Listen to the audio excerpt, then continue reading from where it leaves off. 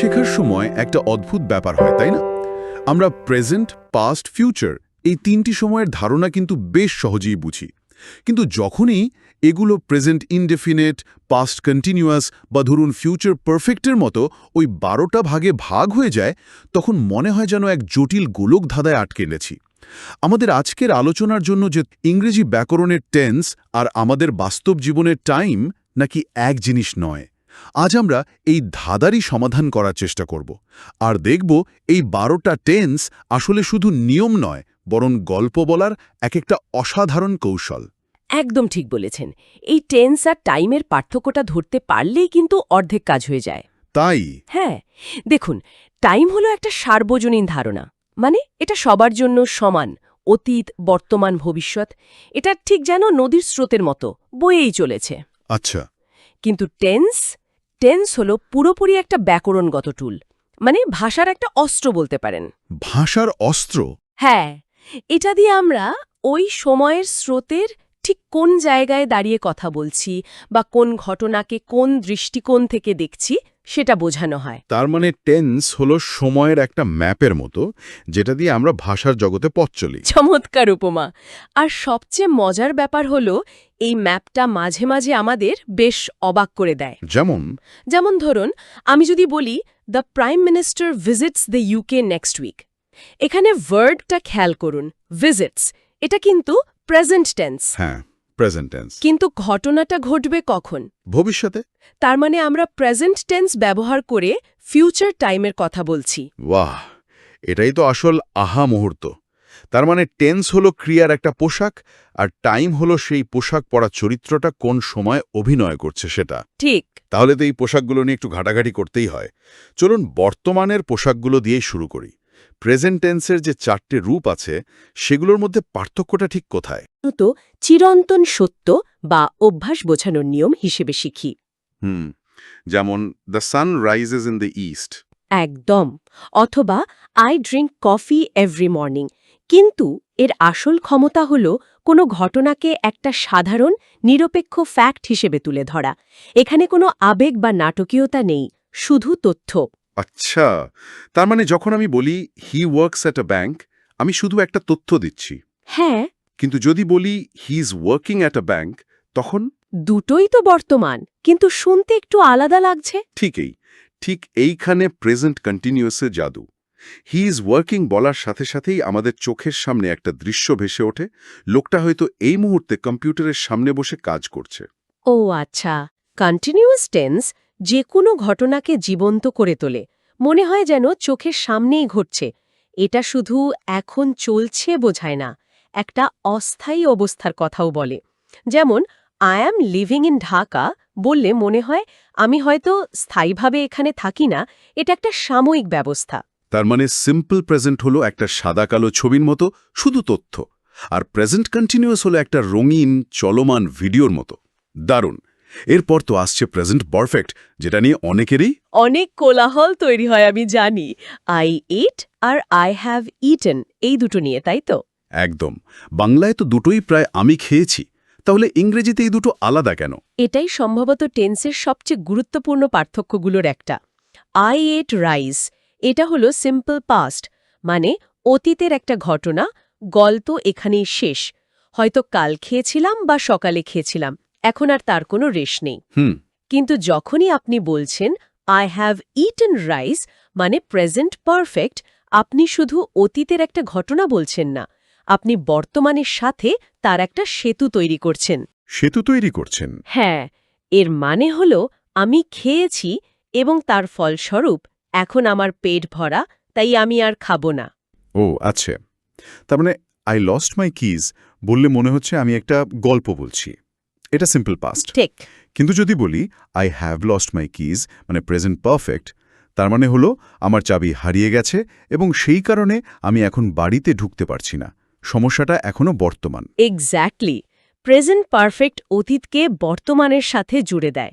এর সাথে প্রায়ই অলরেডি, জাস্ট, ইয়েটের মতো শব্দ থাকে, যেগুলো এই ভরখরেই শেষ হওয়া কিন্তু বর্তমান প্রাসঙ্গিকতার উপর জোর দেয়। বুঝেছি।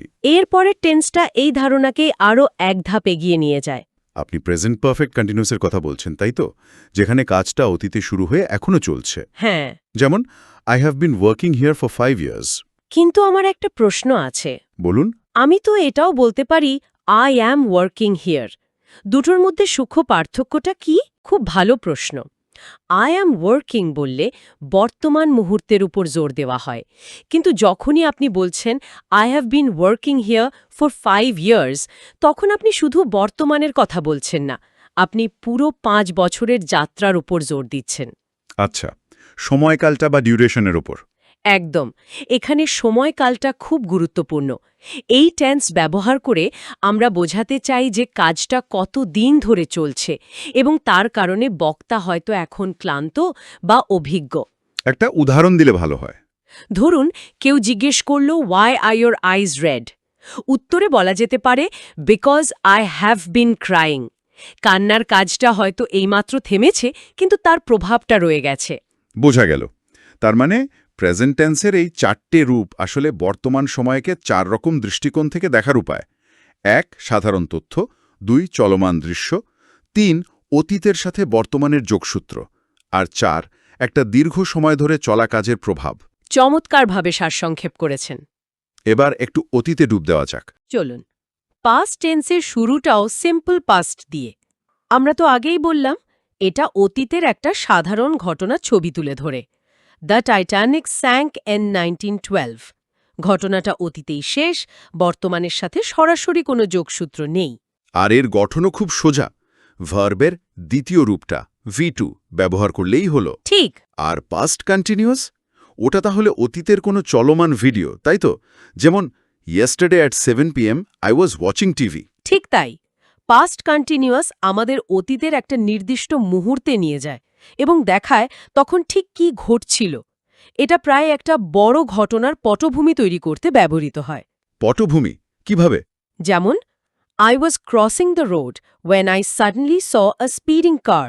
এখানে মূল ঘটনাটা হলো গাড়ি দেখা, আর তার পটভূমি হলো রাস্তা পার হওয়া। when আর while শব্দ দুটো এই টেন্সের খুব ভালো বন্ধু।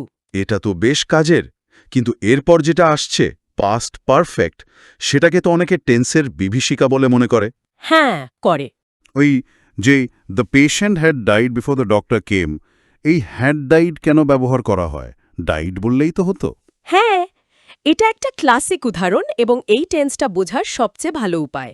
ভাবুন আপনি অতীতে ঘটে যাওয়া একটা গল্প বলছেন। গল্পের সব ঘটনায় সিম্পল পাস্ট টেন্সে ঘটছে। আচ্ছা। এখন হঠাৎ আপনার গল্পের ভেতরেই তার চেয়েও পুরনো কোনো ঘটনার কথা উল্লেখ করার দরকার পড়ল। তখন কি করবেন? অর্থাৎ অতীতের ভেতরে আরেকটা অতীত, একটা ফ্ল্যাশব্যাকের মতো। প্রিসাইজলি। পাস্ট পারফেক্ট হল গল্পের ভেতরের ফ্ল্যাশব্যাক। দ্য ডক্টর কেম এটা হলো গল্পের মূল অতীত, কিন্তু তারও আগে আরেকটা ঘটনা ঘটে গেছে। The patient had died. ও, এখন পরিষ্কার হচ্ছে। দুটো অতীত ঘটনাকে যখন এক বাক্যে আনা হয়, তখন কোনটা আগে ঘটেছে সেটা পরিষ্কার করার জন্যে পাস্ট পারফেক্ট মানে হ্যাড প্লাস V3 ব্যবহার করা হয়। এটা ছাড়া বোঝা মুশকিল হয়ে যেত কোনটা আগে আর কোনটা পরে। তার মানে আমি যদি বলি when I reached the station the train left, এর মানে হতে পারে আমি পৌঁছানোর পরেই ট্রেনটা ছাড়ল। হতে পারে। কিন্তু যদি বলি when I reached the station the train had left, তার মানে আমার পৌঁছানোর আগেই ট্রেন চলে গিয়েছিল, আমি আর ধরতে পারিনি। পুরো অর্থই পাল্টে গেল। একদম। এই জন্যই পাস্ট পারফেক্ট এত শক্তিশালী একটা টুল। দারুণ। আর পাস্ট টেন্সের শেষ সদস্য পাস্ট পারফেক্ট কন্টিনিউয়াস সেই ফ্ল্যাশব্যাকের ধারণাকে আরও একটু বিস্তারিত করে। এটা বোঝায় যে অতীতের একটা ঘটনার আগে অন্য একটি কাজ বেশ কিছুক্ষণ ধরে চলছিল। আচ্ছা। যেমন his hands were dirty because he had been fixing the car. হাত নোংরা হওয়াটা হলো পাস্ট, কারণ সে তারও আগে থেকে গাড়ি সারানোর কাজটা করছিল, যেটা পাস্ট পারফেক্ট কন্টিনিউয়াস। এখানেও কাজের সময়কালটার উপর জোর দেওয়া হচ্ছে। দারুণ। তাহলে অতীতকালের 4টে রূপ পরিষ্কার হলো: সাধারণ ঘটনা, চলমান দৃশ্য, অতীতের ভেতরের অতীত এবং অতীতের কোনো কাজের দীর্ঘ পটভূমি। এবার চলুন ভবিষ্যতের দিকে তাকানো যাক। ভবিষ্যতের শুরুটা খুবই সহজ, ফিউচার ইনডেফিনিট বা সিম্পল ফিউচার। এটা দিয়ে ভবিষ্যতের কোনো সাধারণ ঘটনা বা সিদ্ধান্তের কথা বলা হয়। I will call you tomorrow. এখানে উইল ব্যবহার করে ভবিষ্যতের একটা ইচ্ছা বা প্রতিজ্ঞা বোঝানো হচ্ছে। ঠিক। আচ্ছা, শ্যাল আর উইলের মধ্যে একটা বিতর্ক ছিল না, আই আর উই এর সাথে শ্যাল বসার কথা। হ্যাঁ, প্রথাগত ব্যাকরণে সেই নিয়মটা ছিল। শ্যাল দিয়ে বোঝানো হতো একটা সাধারণ ভবিষ্যৎবাণী, আর উইল দিয়ে বোঝানো হতো দৃঢ় সংকল্প। কিন্তু আধুনিক ইংরেজিতে, বিশেষ করে কথ্য ভাষায়, এই পার্থক্যটা প্রায় উঠেই গেছে। মানে এখন আর তেমন ব্যবহার হয় না। খুব কম। এখন সবকিছুর সাথেই উইল ব্যবহার করাটা অনেক বেশি স্বাভাবিক। শ্যাল এখন মূলত প্রশ্ন করার ক্ষেত্রে ব্যবহৃত হয়, যেমন শ্যাল উই গো। ঠিক আছে, তাহলে সিম্পল ফিউচার হলো ভবিষ্যতের একটা সাধারণ প্ল্যান। আর future continuous, tomorrow at this time I will be travelling to Cox's Bazar. এটা শুনে মনে হচ্ছে ভবিষ্যতের একটা ছবি চোখের সামনে ভাসছে। হ্যাঁ, ফিউচার কন্টিনিউয়াস ভবিষ্যতের একটা নির্দিষ্ট সময়ে কোনো কাজ চলতে থাকবে, এই ধারণাটা দেয়। এটা আপনার প্ল্যানকে আরও বেশি সুনিশ্চিত এবং জীবন্ত করে তোলে।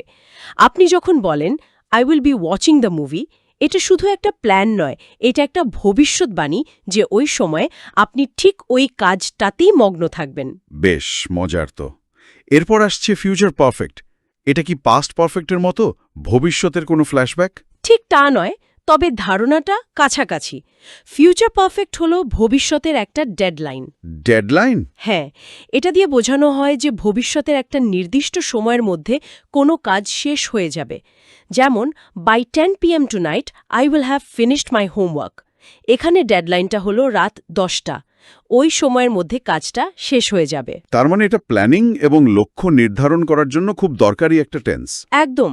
যেমন, by 2030 scientist will have found a cure for this disease. হ্যাঁ, ভবিষ্যতের একটা নির্দিষ্ট টাইমলাইনের মধ্যে কাজ শেষ হওয়ার প্রতিশ্রুতি। এক্স্যাক্টলি। আর সবশেষে আসছে ফিউচার পারফেক্ট কন্টিনিউয়াস। এটা একটু কম ব্যবহৃত হয়, কিন্তু এরও একটা বিশেষত্ব আছে। কিরকম?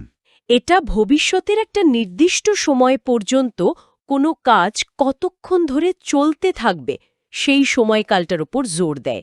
যেমন, next year I will have been working in this company for 10 years. এখানে মূল ফোকাসটা 10 বছর পূর্তি হওয়ার উপর, ভবিষ্যতের একটা মাইল ফলক উদযাপন করার মতো। বাহ, তাহলে পুরো 12টা টেন্সের ম্যাপটা এখন বেশ পরিষ্কার লাগছে। এটা শুধু নিয়মকানুনের তালিকা নয়, বরং সময়কে বিভিন্ন দৃষ্টিকোণ থেকে দেখার আর গল্প বলার 12টা ভিন্ন ভিন্ন উপায়। ঠিক তাই। সেগুলো একটু সংক্ষেপে জেনে নিলে কেমন হয়? অবশ্যই। প্রথমত, বাক্যের মধ্যে থাকা কিছু শব্দ বা সিগন্যাল ওয়ার্ডস আমার খুব সাহায্য করে। যেমন এভরিডে, ইউজুয়ালি থাকলে সিম্পল প্রেজেন্ট হওয়ার সম্ভাবনা বেশি। নাও, অ্যাট দ্য মোমেন্ট থাকলে প্রেজেন্ট কন্টিনিউয়াস। আর জাস্ট, ইয়েট, অলরেডি? ওগুলো থাকলে প্রেজেন্ট পারফেক্ট। আর ফর বা সিন্স দিয়ে সময়ের উল্লেখ থাকলে পারফেক্ট কন্টিনিউয়াসের কথা মাথায় আসা উচিত। আর পাস্ট টেন্সের জন্য? ইয়েস্টারডে, লাস্ট উইক, আগো এই শব্দগুলো পরিষ্কারভাবে সিম্পল পাস্টকে নির্দেশ করে। ওয়েন বা ওয়াইল দিয়ে দুটো বাক্য যুক্ত হলে সেখানে পাস্ট কন্টিনিউয়াস থাকার সম্ভাবনা খুব বেশি। আর বিফোর বা আফটার দিয়ে অতীতের দুটো ঘটনাকে তুলনা করলে পাস্ট পারফেক্ট আসবেই। তার মানে ভার্বের ফর্ম মুখস্থ করার পাশাপাশি এই সূত্রগুলো মনে রাখলে কাজটা অনেক সহজ হয়ে যায়। একদম। আর ভার্বের 3টে রূপ, V1, V2, V3, এগুলো তো টেন্সের মূল ভিত্তি। এগুলো ভালোভাবে জানা না থাকলে কোনো নিয়মই ঠিকমতো কাজ করবে না। এটা অনেকটা শব্দভাণ্ডার জানার মতোই জরুরি। আজকের এই আলোচনায় আমরা দেখলাম টেন্স আসলে ভাষার এক অসাধারণ শক্তি। এটা আমাদের শুধু ঘটনা বলার সুযোগ দেয় না, বরং সেই ঘটনার প্রতি আমাদের অনুভূতি, দৃষ্টিকোণ আর বর্তমানের সঙ্গে তার সম্পর্কটাকেও প্রকাশ করতে সাহায্য করে। হ্যাঁ, টেন্স আর টাইমের পার্থক্য বোঝা থেকে শুরু করে 12টি টেন্সের ভেতরের গল্পগুলো জানাটা সত্যি দারুণ এক অভিজ্ঞতা। আলোচনা শেষে একটা বিষয় ভাবনার জন্য রেখে যেতে চাই। বলুন। আমরা দেখলাম যে ইংরেজি ভাষায় সময়কে প্রকাশ করার জন্য এতগুলো সূক্ষ্ম টুল বা টেন্স আছে। কিছু ভাষায় কিন্তু টেন্সের এত ভাগ নেই, আবার কোনো কোনো ভাষায় হয়তো আরও অন্যরকম ব্যবস্থা আছে। ঠিক। তাহলে কি আমরা বলতে পারি যে আমরা যে ভাষায় কথা বলি সেই ভাষার গঠন আমাদের সময়কে দেখার এবং অনুভব করার ভঙ্গিকেও প্রভাবিত করে? এটা তো ভাবনার মতো একটা প্রশ্ন। হ্যাঁ, এরপর থেকে যখনই কোনো ইংরেজি বাক্য পড়া বা শোনা হবে, তখন শুধু তার আক্ষরিক অর্থ নয়, বরং লেখক বা বক্তা কেন ঠিক ওই টেন্সটি বেছে নিলেন তার পেছনের উদ্দেশ্যটা নিয়েও ভাবা যেতে পারে। সময়ের এই ব্যাকরণটা বোঝা গেলে যোগাযোগের অনেক নতুন দুয়ার খুলে যায়।